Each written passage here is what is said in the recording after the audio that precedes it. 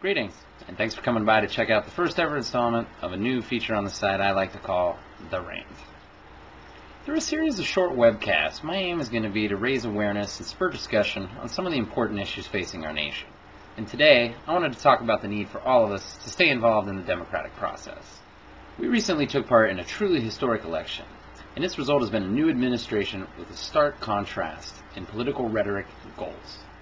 A record number of voters headed to the polls and made their voices heard. And it was a good start, but it's only the first step in the right direction.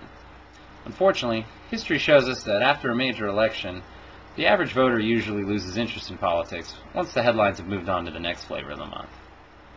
But it is my sincere hope that this year will somehow be different.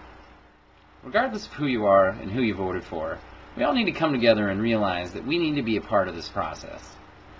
President-elect Obama will assume power next month, and he has repeatedly promised a new direction and a new approach. But hope and change are not that simple.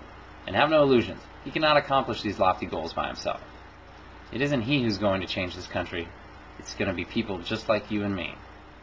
And for any substantial change to take place and have any lasting effect, we will all need to get involved and make a difference with the people and communities around us. During this transition period, it is vital that we continue to build on the widespread interest that pervades amongst Americans during an election season. Now that it's over and the transfer of power is approaching, we cannot simply go back to life as usual. We can't go sit on the couch or the bench and watch others play the game for us.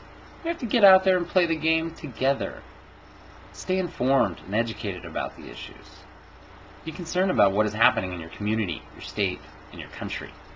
For generations, we have suffered under failed leadership, broken promises, high taxes, loss of liberty, moral decay, a polluted environment, poverty and disease, financial hardships, and endless military conflict.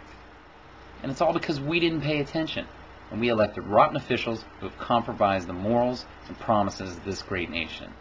Somehow, some way, this madness must end, and now is the time that we must stand.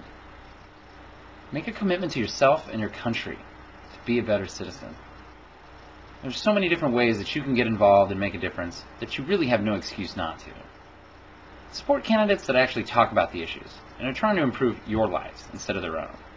Support a charity or donate your time to helping someone.